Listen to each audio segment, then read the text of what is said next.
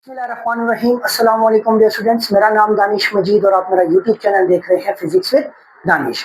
तो बच्चों, हम लोग फर्स्ट ईयर फिजिक्स का चैप्टर नंबर 2 डिस्कस कर रहे थे जिसका नाम था वेक्टर्स, और इससे रिलेटेड हम लोगों ने टॉपिक स्टार्ट किया हुआ था जिसका नाम था प्रोडक्ट ऑफ वेक्टर्स। ठीक है, हम लोगों ने प्रीवियस वीडियो के अंदर प्रोडक्ट स्केलर प्रोडक्ट डिस्कस किया था। ठीक हो गया।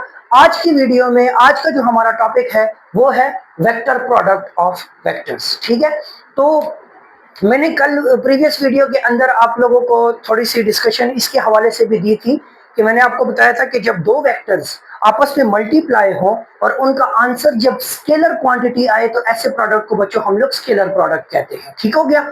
और जब दो वेक्टर्स आपस में मल्टीप्लाई हो और उनका आंसर एक वेक्टर क्वांटिटी आए तो ऐसे प्रोडक्ट को बच्चों हम लोग क्या कहते हैं? वेक्टर प्रोडक्ट कहते हैं। ठीक है, तो आज का जो हमारा टॉपिक है वो है वेक्टर प्रोडक्ट। बच्चों, इसको दूसरा नाम देते हैं, इसको क्रॉस प्रोडक्ट भी कहा जाता है। क्रॉस प्रोडक्ट क्यों क्रॉस प्रोडक्ट कहा जाता है? क्योंकि इसको हम लोग क्रॉस से रिप्रेजेंट करते हैं। ठीक हो गया। प्रीवियस जो हम लोग स्केलर प्रोडक्ट डिस्कस कर रहे थे उसके लिए मैंने आपको कहा था कि उसको हम लोग डॉट प्रोडक्ट कहते हैं। क्यों? क्योंकि उसको हम लोग डॉट से रिप्रेजेंट कर रहे थे। ठीक हो गया। अब यहाँ पे हम लोग इसको क्रॉस प्रोडक्ट कहते हैं। क्यों? क्योंकि अब हम लोग इसको डॉट की बजाय क्रॉस से रिप्रेजेंट करेंगे। अब वेक्टर्स के अंदर बच्चों ये आपको डॉट और क्रॉस की मिस्टेक नहीं करनी, क्योंकि वेक्टर्स की फॉर्म में ये बहुत बड़ा ब्लेंडर है। ठीक है, ये छोटी मिस्टेक नहीं है, एक ब्लेंडर है। ठीक हो गया। क्यों? क्योंकि इसकी फाइनल फॉर्म हम लिखते हैं ए बी कॉस थीटा और इसकी फाइनल फॉर्म हम लिखते हैं ए बी साइन थीटा। अब यहाँ पे ये तो मैंने डिटेल में डिस्कस कर लिया प्रीवियस वीडियो के अंदर, लिंक मैं डिस्क्रिप्शन में दे दूंगा तो आप वो देख सकते हैं अगर आप लोगों ने वो वीडियो नहीं देखी। और अब यहाँ पे हम लोग जब A B sine theta proof करेंगे तो इसका रीजन पढ़ेंगे, डिस्कस करेंगे कि एक्चुअल में इसके पीछे का लॉजिक क्या है, हम इसको साइन थीटा क्यों लिखते हैं। ठीक हो गया। और इसके अंदर हम लोग डिटेल डिस्कशन इसमें करने वाले हैं। ठीक हो गया। अच्छा, आ जाते हैं अपने टॉपिक की तरफ, that is vector product. When two vectors are multiplied and their resultant is a vector quantity, then the product is called vector product. Means कि आपके पास दो वेक्टर्स आपस में मल्टीप्लाई हो, मतलब आपके पास एक वेक्टर है, ये जब मल्टीप्लाई हो किसी दूसरे वेक्टर के साथ, तो बच्चों जब आपके पास आंसर आए जब वो वेक्टर क्वांटिटी हो तो हमारे पास ऐसे प्रोडक्ट को हम लोग वेक्टर प्रोडक्ट या क्रॉस प्रोडक्ट कहते हैं। ठीक है क्या? प्रीवियसली हमारे पास आ रहा था कि हम दो वेक्टर्स को मल्टीप्लाई कर रहे थे और रिजल्टेंट हमारे पास स्केलर क्वांटिटी आ रहा था। जैसे कि अगर हम लोग इसकी एग्जांपल्स देखें तो वहां पे हमारे पास डॉट प्रोडक्ट की जो एग्जांपल थी वो हमने कहा कि वो हमारे पास क्या है? वर्क है। वर्क के अंदर हम लोग दो वेक्टर्स को मल्टीप्लाई करते हैं, डिस्प्लेसमेंट और फोर्स, दोनों वेक्टर क्वांटिटीज हैं, बट रिजल्ट में हमें वर्क मिल रहा था, तो मतलब एक स्केलर क्वांटिटी मिल रही थी। अब यहाँ पे वेक्टर प्रोडक्ट के अंदर हम लोग एग्जांपल लेते हैं टॉर्क की। अब टॉर्क के अंदर हम लोग मोमेंट आर्म को मल्टीप्लाई करते हैं फोर्स के साथ। मोमेंट आर्म भी तो एक डिस्प्लेसमेंट है। ठीक हो गया। तो वो भी एक वेक्टर क्वांटिटी आ गई, फोर्स वो भी एक वेक्टर क्वांटिटी आ गई। जब ये दोनों मल्टीप्लाई हो और हमें टॉर्क मिल रहा है, और आपको पता होना चाहिए कि टॉर्क जो है वो भी क्या है? वो हमारे पास एक वेक्टर क्वांटिटी है। समझ आई? तो हमारे पास इसकी एग्जांपल में आ जाता है टॉर्क, जिसको हम लिखते हैं आर क्रॉस एफ। ठीक हो गया। और इसको फिर हम पढ़ते हैं आर एफ साइन थीटा। उसके अलावा अगर एक कोई और एग्जांपल देखें तो हमारे पास एंगुलर मोमेंटम, जो कि अभी आप लोगों ने नहीं पढ़ा, चैप्टर नंबर 4 या 5 आई थिंक, उसके अंदर हम लोग एंगुलर मोशन जब स्टडी करेंगे तो वहां पे फिर मैं आपको साथ डिस्कस करूंगा एंगुलर मोमेंटम को। तो एंगुलर मोमेंटम जो है तो वो क्या लिखा जाता है? R cross P. यहाँ पे ये जो पी है that is actually linear momentum. ठीक है, तो यहाँ पे moment arm multiplied with linear momentum, तो हमारे पास जो आंसर आ रहा है दैट इज एंगुलर मोमेंटम। ठीक हो गया। और इसको हम लिखते हैं आर पी साइन थीटा, और एंगुलर मोमेंटम भी हमारे पास एक वेक्टर क्वांटिटी है। ठीक हो गया। अच्छा, अब देखें हमारे पास इसको हम लिखते हैं ए क्रॉस बी। अब इसको लिखने का तरीका क्या है? इसका फार्मूला, जनरल फार्मूला क्या बनता है? इसमें हम क्या करते हैं कि पहला वेक्टर जो है मैग्नीट्यूड ऑफ ए, हमने ए क्रॉस बी करना है ना, तो हम क्या करेंगे? ए वेक्टर का मैग्नीट्यूड ले लेंगे, उसको मल्टीप्लाई कर लेंगे perpendicular component of vector B. Previous जो हमारा पिछला लेक्चर था उसके अंदर हम लोग क्या कर रहे थे, पैरेलल कंपोनेंट ले रहे थे, पैरेलल कंपोनेंट, अगर आपको याद हो। ठीक है, जिन्होंने पिछली वीडियो देखी है तो उनको क्लियर होगा, और जिन्होंने नहीं देखी तो लिंक डिस्क्रिप्शन में होगा, पहले वो देख लीजिएगा। तो प्रीवियस लेक्चर के अंदर हम लोग जो पैरेलल कंपोनेंट ले रहे थे ए वेक्टर के साथ, जो बी वेक्टर का पैरेलल कंपोनेंट आ रहा था, हम उसको मल्टीप्लाई कर रहे थे और हमारे पास एक क्वांटिटी बन रही थी। अब यहाँ पे एक्चुअल में हो जो हमने क्या करना है, हमने ए वेक्टर के साथ उसके मैग्नीट्यूड के साथ मल्टीप्लाई कर देना है perpendicular component of vector B. मतलब कि मेरे पास यहां पे देखें, इसको मैं मिटा देता हूं। अच्छा, इस डायग्राम में देखें मेरे पास दो वेक्टर हैं, एक वेक्टर ए है और एक वेक्टर बी है, और इनके दरमियान एक एंगल थीटा बन रहा है। ठीक हो गया। अब मैंने क्या करना है, मैंने चेक करना है कि अब बी वेक्टर एक एंगल के ऊपर है तो इसके दो कंपोनेंट्स बन सकते हैं, तो मैं यहां से इसका एक परपेंडिकुलर लाइन ड्रॉ करूंगा और इस बी वेक्टर को इसके दो कंपोनेंट्स में डिवाइड कर दूंगा। ठीक है, अब यहां पे देखें ये थीटा के बिल्कुल सामने वाला परपेंडिकुलर कंपोनेंट, तो ये आ जाएगा बी साइन थीटा, और ये वाला बन जाएगा, ये वाला कंपोनेंट जो है ए के ऊपर, ये बन जाएगा बी कॉस थीटा। ठीक है, अब इसके अंदर, इस प्रोडक्ट के अंदर हम लोगों ने क्या करना है, हमने एक तो वेक्टर ए को ले लेना है, उसका मैग्नीट्यूड, और उसको फिर मल्टीप्लाई कर देना है बी के परपेंडिकुलर कंपोनेंट के साथ। ठीक हो गया। अब ये चीज हम कैसे समझेंगे, या मैंने यहाँ पे हम इसका जो जनरल फार्मूला लिखते हैं A cross B equals to A B sine theta. ठीक हो गया। अच्छा, अब मैं टॉर्क की एग्जांपल एक आपके साथ डिस्कस करता हूं, तो उसके जरिए फिर मैं आपको एक्सप्लेन करता हूं कि हम लोग एक्चुअल में यहाँ पे क्या करेंगे, हम लोग ये साइन थीटा का एंगल या परपेंडिकुलर कंपोनेंट हम क्यों यूज करते हैं। ठीक हो गया। अच्छा देखिए, लेट्स सपोज बच्चों मेरे पास यहाँ पे एक नट लगा हुआ है और इसको रोटेट करने के लिए हमारे पास यहाँ पे एक स्पैनर है। ठीक हो गया, ये मेरे पास स्पैनर आ गया। अब मैंने क्या करना है, इस स्पैनर को रोटेट करना है। अब आपको देखें तो मैं स्पैनर के ऊपर एक फोर्स लगाऊंगा। लेट्स सपोज मैंने इस डायरेक्शन में इसके ऊपर एक फोर्स अप्लाई कर दी। मैंने क्या अप्लाई कर दी, फोर्स अप्लाई कर दी।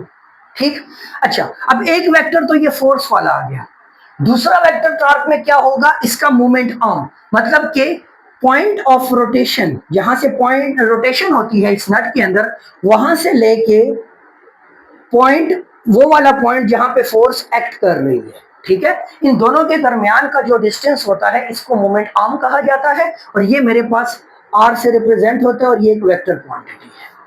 ठीक हो गया।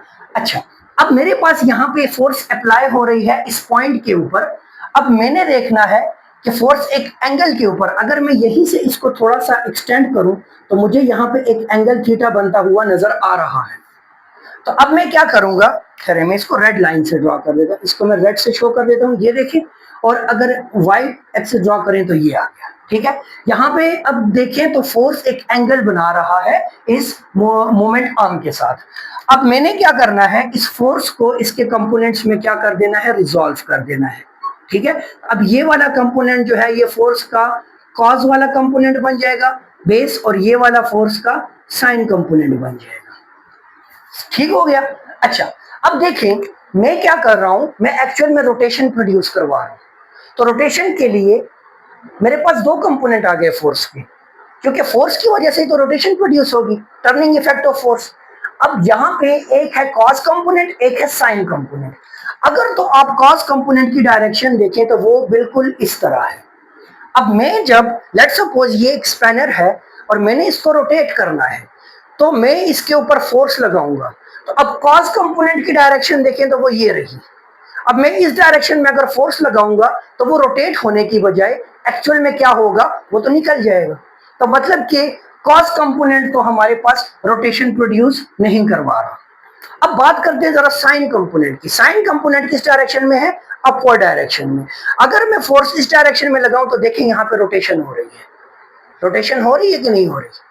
ठीक हो गया। तो मुझे यहां से पता चला कि फोर्स का जो साइन कंपोनेंट है एक्चुअल में ये मेरे पास रिस्पॉन्सिबल है किस चीज के लिए, फॉर दिस रोटेशन।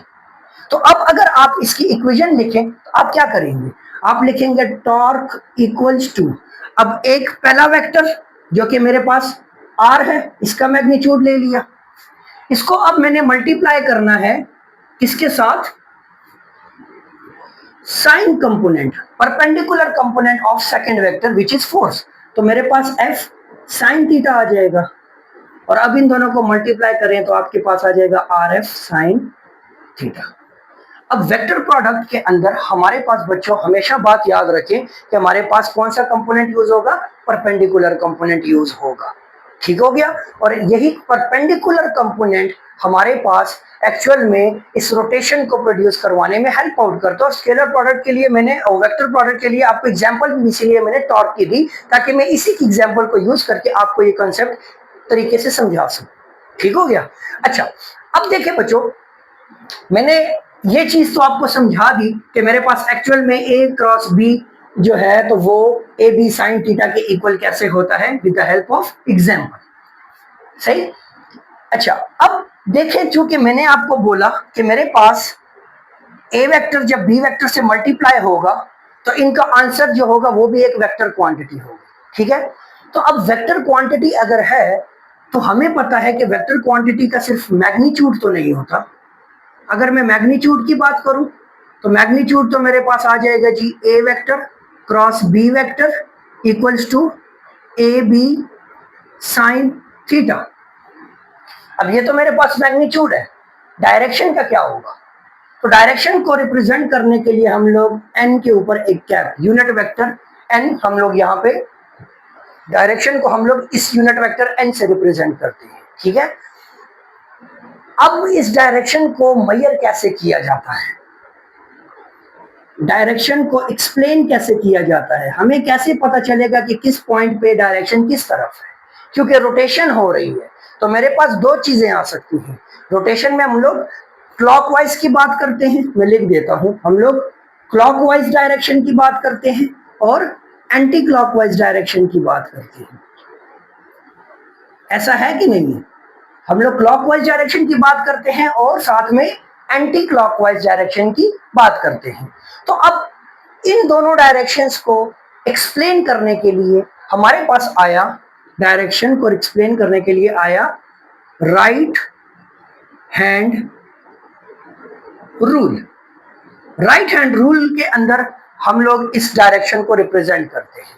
अब राइट हैंड रूल क्या कहता है, मैं आपको एग्जांपल प्रैक्टिकली करके दिखाता हूं। मेरे पास लेट्स सपोज ये ए है फोर्स का कंपोनेंट, ये है आर का कंपोनेंट, ठीक है, या यूं देख लो, मेरे पास ये आ गया आर, ये आ गया एफ। अब मैंने क्या करना है, आर क्रॉस एफ फाइंड करना है, ठीक हो गया। मैंने क्या फाइंड करना है, आर क्रॉस एफ। अब मैंने क्या करना है, अपना राइट हैंड ले लिया, राइट हैंड को मैंने प्लेस कर दिया, उसकी जो फिंगर्स हैं राइट हैंड की उसको मैंने आर के ऊपर प्लेस किया, या सिंपल इनको यूं रख लें, चले अब आपको सही एक्सप्लेन होगा। इसको मैंने, अब ये मेरे पास क्या है, आर है, ये मेरे पास एफ है, ये दो वेक्टर्स हैं, ठीक है। अच्छा, अब मैंने राइट हैंड लिया, मैंने आर के ऊपर अपनी फिंगर्स को प्लेस किया और क्लोज किया इसको एफ की तरफ। क्यों, क्योंकि ये मेरे पास आर क्रॉस एफ है, ठीक है, पहला वेक्टर की तरफ से दूसरे वेक्टर की तरफ, तो आर क्रॉस एफ, तो आर पे मैंने फिंगर्स को प्लेस किया और क्लोज किया मैंने इसको एफ की तरफ। तो अब मेरे थंब को देखें तो थंब मेरा एग्जैक्टली अपवर्ड डायरेक्शन में है, तो मतलब कि अब यहां पे देखें तो जब मैं आर क्रॉस एफ की तरफ जाऊंगा तो जो डायरेक्शन होगी टॉर्क की वो अपवर्ड होगी। राइट हैंड रूल हमें इस तरह एक्सप्लेन करता है। और अगर मैं एफ क्रॉस आर करूं तो फिर मैंने फिंगर्स को प्लेस करना है एफ के ऊपर और क्लोज करना है आर की तरफ, तो अब मेरा थंब डाउनवर्ड है, तो अब डायरेक्शन चेंज हो जाएगी। इसकी अगर हम लोग डेली लाइफ में एग्जांपल्स देखें तो जब हम किसी भी नट को टाइट करते हैं, ठीक हो गया, नट को टाइट करने के लिए हम लोग उसको क्या करते हैं, एंटी क्लॉकवाइज रोटेट करते हैं, हम उसको एंटी क्लॉकवाइज रोटेट करते हैं। क्यों, क्योंकि देखें अब मैं उसको ओपन कर रहा हूं, लेट सपोज मेरे पास बोतल है और बोतल को मैंने ओपन करना है, ठीक है, तो ओपन करने के लिए मैं क्या करूंगा, उसका जो ऊपर ढक्कन होगा उसके ऊपर मैंने फोर्स लगानी है, मैं फोर्स किस डायरेक्शन में लगाऊंगा, तो मैंने उसको होल्ड किया और मैं उसके ऊपर इस डायरेक्शन में, देखिए इस डायरेक्शन में फोर्स लगा रहा हूं। अब इस डायरेक्शन में चूंकि फोर्स लग रही है तो देखिए मेरे फोर्स की तरफ फिंगर क्लोज हुई तो ये फोर्स लग रही है, तो देखिए अपवर्ड डायरेक्शन। और अगर जब मैंने क्लोज करना है तो मैं इसके ऊपर इस डायरेक्शन में फोर्स लगाऊंगा, मतलब कि ये देखिए डायरेक्शन थंब की और डाउनवर्ड चली गई है, अपोजिट हो गई है। तो प्रैक्टिकल एग्जांपल में हम लोग इस तरह इसको एक्सप्लेन करते हैं। हम डेली लाइफ में बहुत यूज करते हैं, डोर का ओपन होना क्लोज होना, उसके अलावा हम किसी नट को बोल्ट को टाइट करते हैं, उसको लूज करते हैं, बोतल को ओपन करते हैं, बोतल के ढक्कन के ऊपर हम फोर्स लगाते हैं, उसको ओपन करते हैं फिर क्लोज करते हैं। अब ये जो ओपन और क्लोज कर रहे हैं एक्चुअल में वहां पे रोटेशन हो रही है, टर्निंग इफेक्ट प्रोड्यूस हो रहा है। अब वो टर्निंग इफेक्ट जो कि एक्चुअल में टॉर्क है, अब वो टॉर्क हमारे पास क्या है, कभी डाउनवर्ड जाएगी कभी अपवर्ड जाएगी। ये डिपेंड करता है कि आपका जो अप्लाइड वेक्टर है वो आर क्रॉस एफ है या एफ क्रॉस आर है। अब किस डायरेक्शन में, क्लॉकवाइज लगा रहे हैं या एंटी क्लॉकवाइज लगा रहे हैं, पॉइंट समझ आई।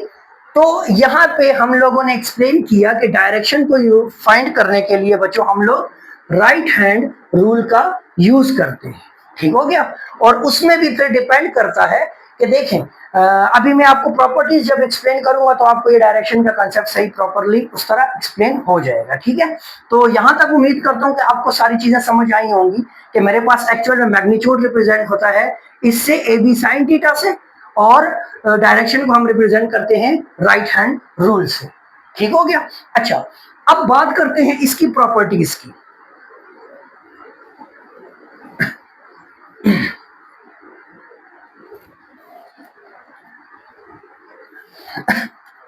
अच्छा देखिए बच्चों, प्रॉपर्टीज, तो प्रॉपर्टीज क्या कहती है।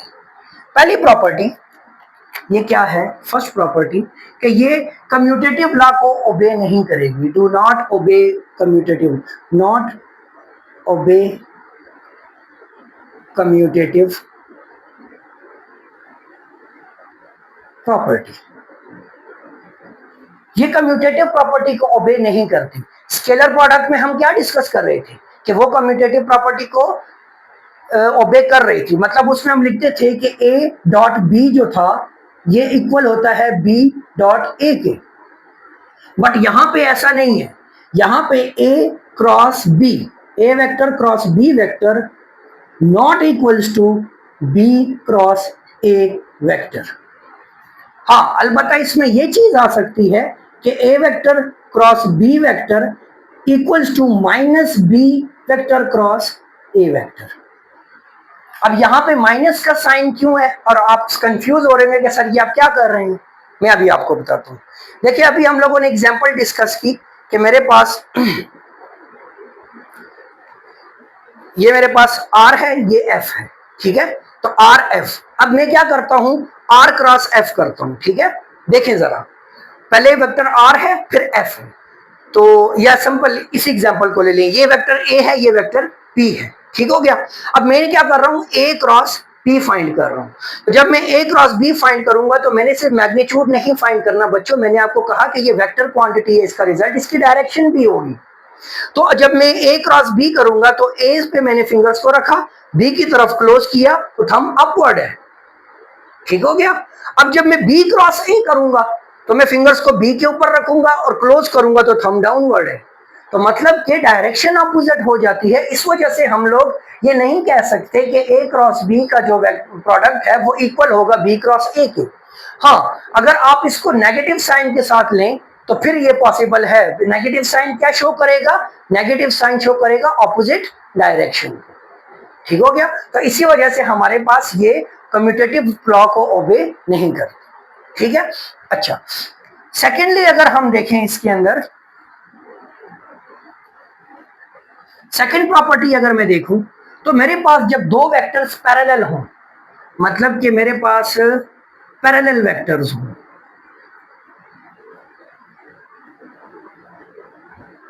मतलब मेरे पास एक वेक्टर ए है और एक वेक्टर बी है और ये दोनों पैरेलल हैं। तो पैरेलल जब दो वेक्टर्स, एक वेक्टर ए है और यहाँ पे वेक्टर बी आ गया और ये दोनों पैरेलल हैं, तो पैरेलल होने का मतलब है कि थीटा इक्वल्स टू 0। तो जब थीटा इक्वल्स टू 0 है तो ये क्या हो जाएगा, ए बी साइन 0 डिग्री, ठीक है। और हमें पता है कि साइन 0 डिग्री इक्वल होता है 0 के। तो जब जीरो के इक्वल है तो ये सारी की सारी टर्म क्या हो जाएगी, जीरो हो जाएगी, तो इक्वल्स टू जीरो। तो मतलब कि दो वेक्टर्स क्रॉस प्रोडक्ट के अंदर जब पैरेलल होंगे, जब क्या होंगे, पैरेलल होंगे, तो उनका जो रिजल्टेंट होगा वो जीरो होगा। सही हो गया। अच्छा, अब थर्ड प्रॉपर्टी अगर हम देखें तो थर्ड प्रॉपर्टी है परपेंडिकुलर वेक्टर्स के रिलेटेड।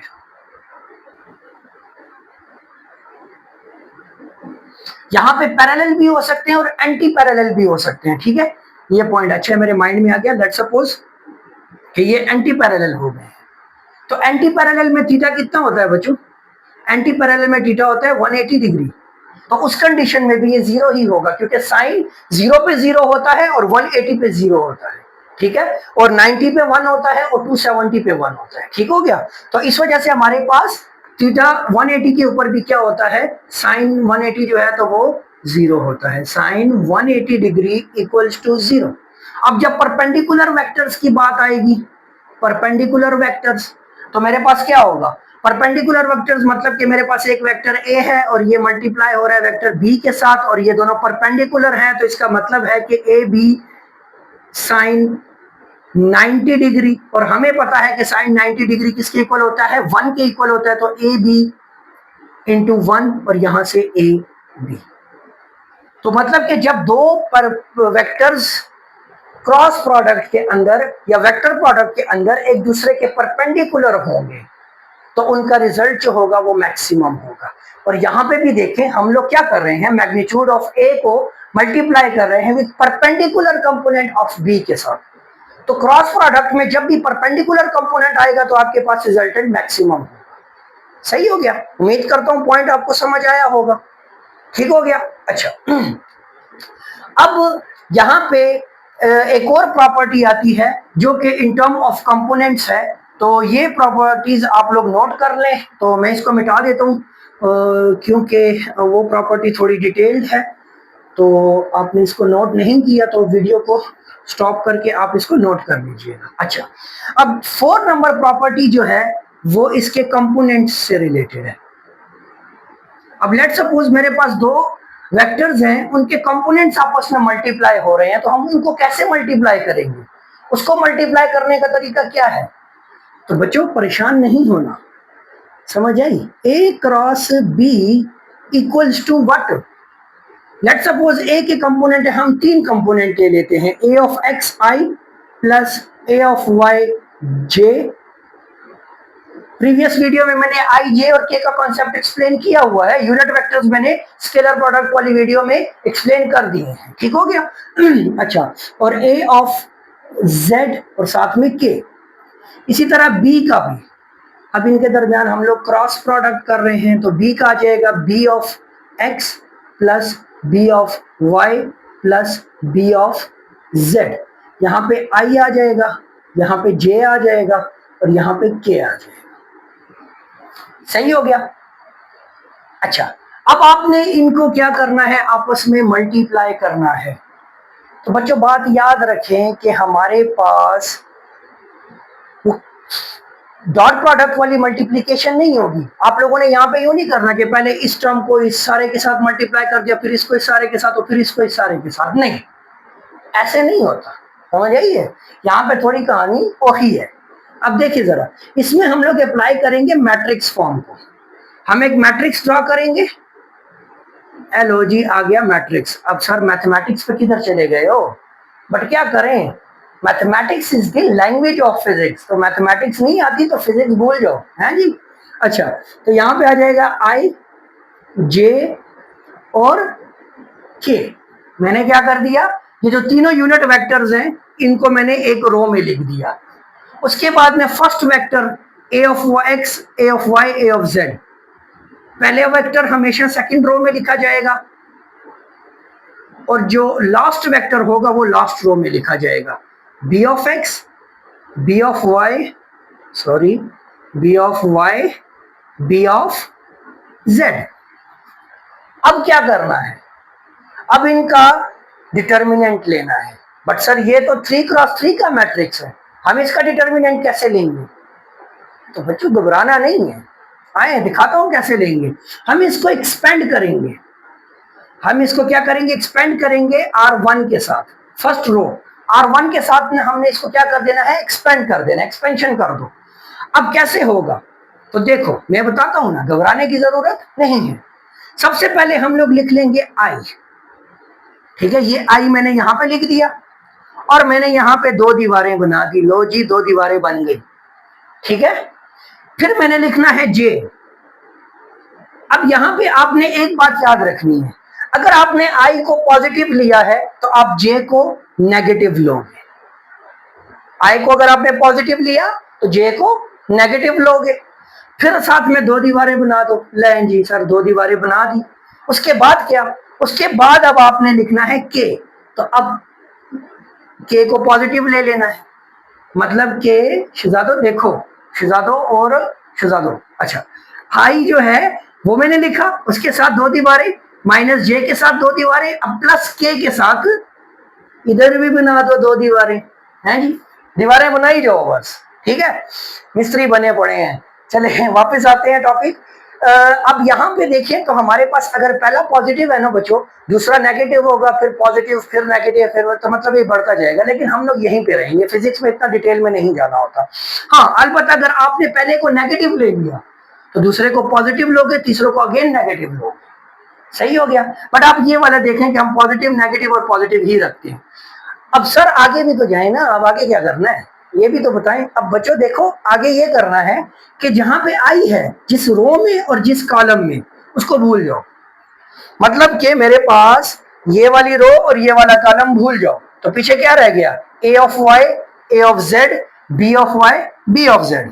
तो इसको यहां पे लिख दो जी, A of Y, A of Z, B of Y, B of Z. अब समझ आई, अब बन गई ना 2x2 की मैट्रिक्स। तो अब आप इसको मल्टीप्लाई कर सकते हो ना, क्रॉस मल्टीप्लाई किया, सिर्फ माइनस लिया और बस फिर सॉल्व हो गया, डिटर्मिनेंट आ गया। तो ये चीज 3x3 को सॉल्व करने का ये तरीका होता है। अच्छा अब आगे बढ़ते हैं। अब जे जिस रो में है और जिस कॉलम में है उसको भूल जाओ, तो जे फर्स्ट रो और सेकंड कॉलम को नहीं लिखना, तो पीछे क्या रह जाएगा, A of X, A of Z, B of X और बी ऑफ जेड। अब के की बारी, तो के वाला कॉलम भूल जाओ, तो ए एक्स, ए वाई और बी एक्स, बी वाई। ले जी आगे की कहानी सॉल्व हो गई। अब आपने क्या कर देना है, इसको सॉल्व कर देना है, तो ये बन जाएगा ए वाई बी जेड, क्योंकि हमने इन दोनों को मल्टीप्लाई किया, माइनस अब इन दोनों को मल्टीप्लाई कर दो, ए जेड बी वाई और साथ में आई, ठीक हो गया। अच्छा माइनस अब आ जाएगा जी ए एक्स बी जेड माइनस ए जेड बी एक्स, लें जी। अब आ जाएगा प्लस के को आखिर में लिखते हैं, सॉरी यहाँ पे जे नहीं लिखा, लें जी जे भी आ गया। अच्छा प्लस अब के की बारी, तो ए एक्स बी वाई माइनस ए वाई बी एक्स, ए वाई बी एक्स और साथ में के, लें जी हमारे पास हो गई। अब ये आ गया आपके पास, जब आपके पास 2 वेक्टर्स के कंपोनेंट गिवन हो और आप जब उनको मल्टीप्लाई करें तो आपके पास 2 वेक्टर्स जिनके कंपोनेंट्स गिवन है, और अगर आपने उसका क्रॉस प्रोडक्ट निकालना है तो ये फार्मूला है, आपने इसको अप्लाई करना है। घबराए नहीं, अभी मैं इसके ऊपर आपको एक एग्जांपल क्वेश्चन सॉल्व करवाऊंगा तो आप बोलेंगे ये तो बहुत आसान है, क्योंकि इसमें अभी हमारे पास न्यूमेरिकल नहीं है ना, न्यूमेरिक डिजिट्स नहीं है, मतलब कि नॉन जीरो डिजिट्स नहीं है हमारे पास, 2 हो, 3 हो, 5 हो, 7 हो, इस तरह के डिजिट्स हो, तो फिर हम उनको मल्टीप्लाई करके सॉल्व कर सकते हैं। सही हो गया। उम्मीद करता हूँ यहाँ तक आपको सारी कहानी समझ आई होगी, हैं समझ आई कि नहीं आई, आई होगी, ठीक हो गया। अब हम ये चौथा कंपोनेंट जो प्रॉपर्टी थी, ये इन टर्म ऑफ कंपोनेंट्स थी, ठीक है। 4 प्रॉपर्टीज अब इसकी हो गई हैं, तो आई थिंक इतनी बहुत है, ज्यादा छोड़ दें, ठीक हो गया। अच्छा अब इसके ऊपर एक एग्जांपल सॉल्व करते हैं और फिर इस लेक्चर को वाइंड अप करते हैं। अच्छा अब आ जाते हैं जी बच्चों एक एग्जांपल की तरफ। एग्जांपल ले लेते हैं अपनी मर्जी की, कोई भी प्यारी सी एग्जांपल ले लेते हैं। लें जी एग्जांपल, अच्छा जी, एग्जाम्पल में क्या लें जी, हमारे पास लेट सपोज वेक्टर ए है भाई साहब, वो है जी 2i plus 3j plus 5k, ठीक हो गया।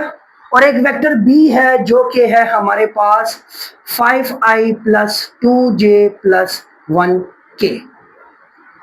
ये मेरे पास दो वेक्टर्स हैं और मुझे कहा गया है कि आपने इनके दरमियान ए क्रॉस बी फाइंड करना है।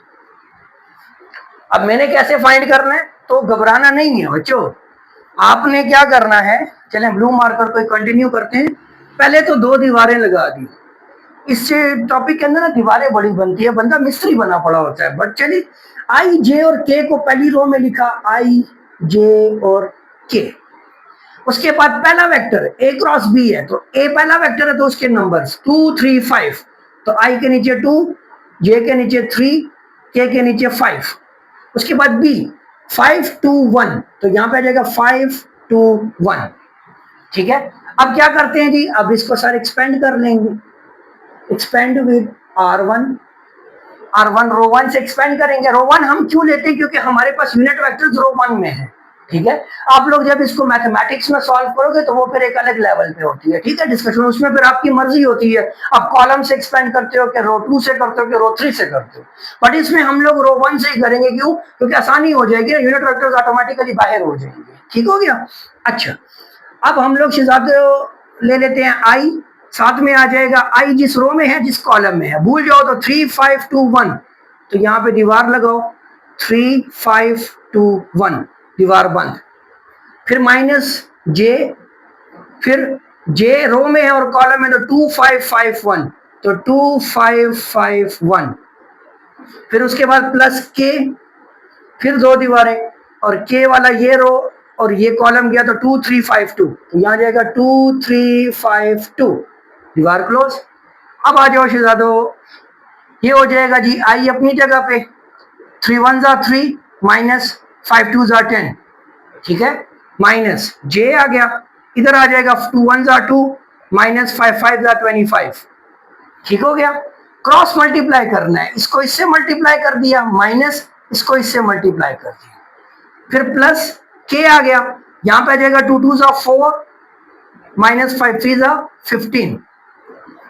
तो अब सिंपली, अच्छा इनके ऊपर कैप लगाना मत भूलें, कैप बना दें, इनको टोपी पहना देते हैं जी। अच्छा, अब आ जाता है जी, यहां से आ जाएगा माइनस 7i, यहां से आ जाएगा माइनस 23 और माइनस माइनस प्लस, तो 23j और प्लस यहां से आ जाएगा 11k, तो सॉरी माइनस आएगा क्योंकि अंदर डिजिट बड़ा है, तो माइनस 11k। तो ये ले जी, हमारे पास a क्रॉस b आ गया। अब देखो बच्चों, प्रीवियस जो हमारी वीडियो थी, जो लेक्चर था स्केलर प्रोडक्ट से रिलेटेड, उसमें जब हम लोगों ने डॉट प्रोडक्ट लिया था ना, उसमें जब मैंने आपको एग्जांपल्स करवाई थी, तो उसमें जब हमारे पास लास्ट में जो डिजिट्स आ रहे थे वो क्या होता था, या तो 18 होता था या 25 होता था या इस तरह का कोई करके डिजिट होता था, ठीक है, जिसमें सिर्फ हमारे पास मैग्नीट्यूड आता था, यहाँ पे डायरेक्शन नहीं थी। क्यों? क्योंकि वो स्केलर प्रोडक्ट था। यहाँ पे अब चूंकि वेक्टर प्रोडक्ट है, तो इस आंसर में अगर आप देखें तो आपको यूनिट वेक्टर्स देखने को मिल रहे हैं, तो मतलब कि ये आपके पास एक्चुअल में क्या है, एक वेक्टर प्रोडक्ट है, ठीक है, और ये एक वेक्टर क्वांटिटी है। जो रिजल्टेंट आया है that is actually vector quantity, ठीक हो गया। तो बच्चों, उम्मीद करता हूं कि ये सारा का सारा टॉपिक आपको समझ आया होगा। मैंने कोशिश की है कि मैं ज्यादा डिटेल में ना जाऊं और आसान से आसान एग्जांपल्स जो कि आप डेली लाइफ में यूज करते हो उनको यूज करके मैं ये लेक्चर जो है तो आपको कंप्लीट डिस्कस करूं आपके साथ, ठीक हो गया। तो बाकी कोई भी क्वेश्चन हो, कोई भी क्यूरी हो, तो बच्चों कमेंट करके जरूर बताएं। अगर तो आप इस चैनल पे न्यू हैं तो इसको लाजमी सब्सक्राइब करना है, सब्सक्राइब का बटन लाजमी प्रेस करके जाना और साथ में बेल आइकन भी बजा देना। क्यों? क्योंकि जैसे जैसे मैं वीडियोस अपलोड करूंगा तो आप तक पहुंचती रहेंगी, ठीक हो गया। तो नेक्स्ट वीडियो तक बच्चों अपना ख्याल रखें और जितना ज्यादा हो सके अपनी मेरी इस वीडियो को जो है तो अपने दोस्तों के साथ शेयर करें और इंशाल्लाह मिलते हैं नेक्स्ट वीडियो में। तब तक के लिए अल्लाह हाफिज।